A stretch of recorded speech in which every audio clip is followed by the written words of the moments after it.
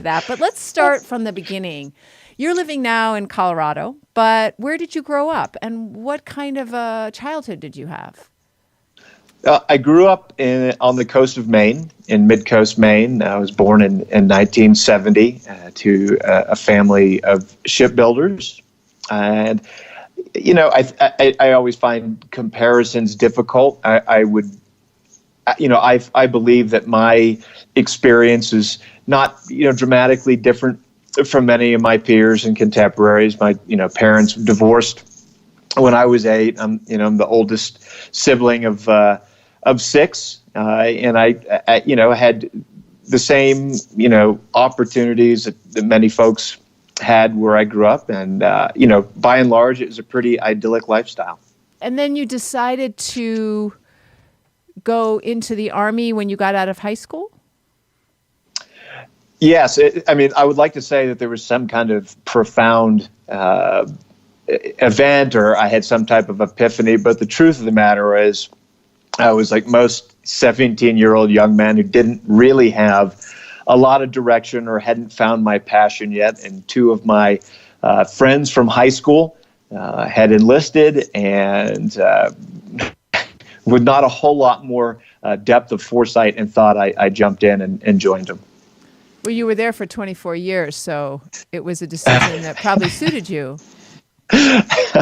Yeah, it was a something that I never really intended, to do as a career. My family had a history of service, essentially, a blue collar family that had worked really hard and had made it in America, and we saw service as something.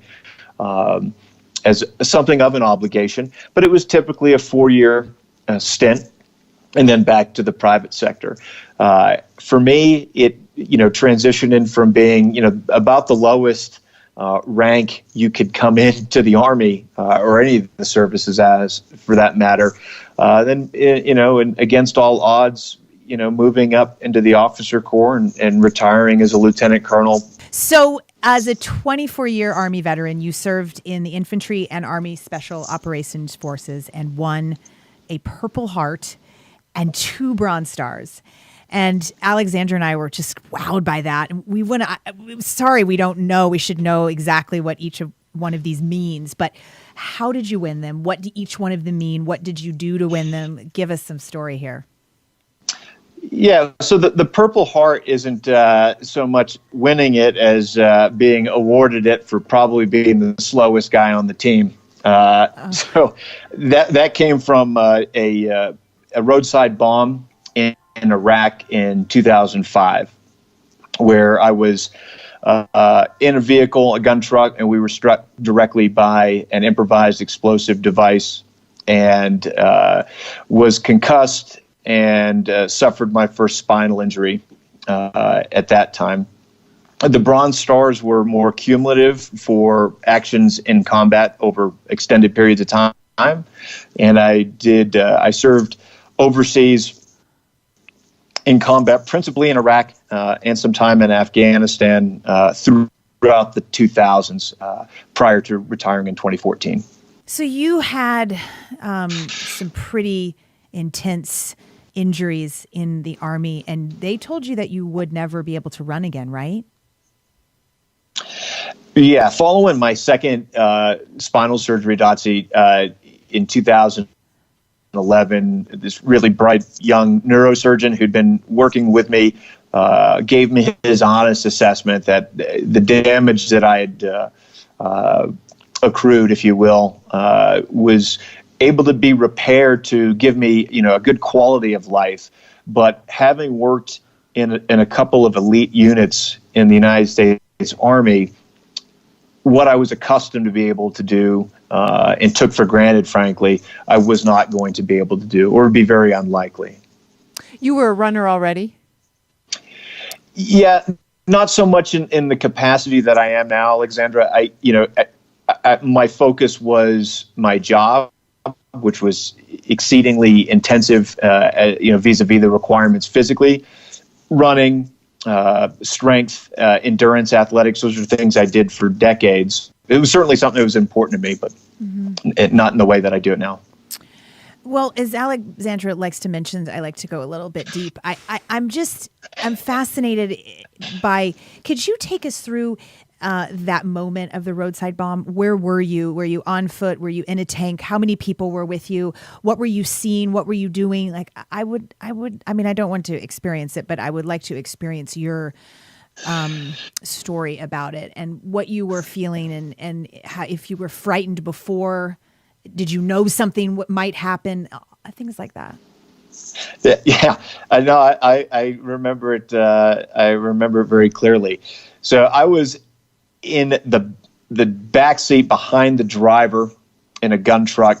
I believe there were 5 of us, to include the gunner, in the vehicle, and we were part of a combat patrol in a city called Beji, Iraq, which is in northern Salah ad-Din province. And Salah ad-Din province is of some note because that's the provincial capital is Tikrit. That's where Saddam Hussein and his family were from. Beji was one of, I believe at the time, only one of 3 operational oil production facilities. So it had great strategic impact and it was highly contested. Very strong presence from Sunni rejectionists and the nascent early stages of Al-Qaeda in Iraq at that time. We were on a patrol. It was quite uncommon for the unit I was in to be out during daylight. We normally did our missions at night, but it was, I recall, kind of in the morning. I don't recall specifically which. And as we were traversing this road, one of the guys on my team who was giving me the tour of this particular space, he was in the passenger seat, what they call the troop commander seat. And he looked back at me and he said, "Hey, Joshua, this is where we got blown up last week." And I looked out the window of the gun truck at what had been a previous detonation point from a roadside bomb. And sure enough, they put another one in the same space. And within a nanosecond, it had detonated and hit us on the directly up between the driver and I. And at that point, it initiated a complex ambush with other insurgents that had been laying in wait. Our vehicle was subsequently impacted in a negative way, as you can imagine. The driver lost control of the vehicle. It jerked hard to the left, and we ironically plummeted into an irrigation ditch, a reinforced irrigation ditch that was about 8 feet deep, that was being constructed by the U.S. Army Corps of Engineers for the Iraqi people.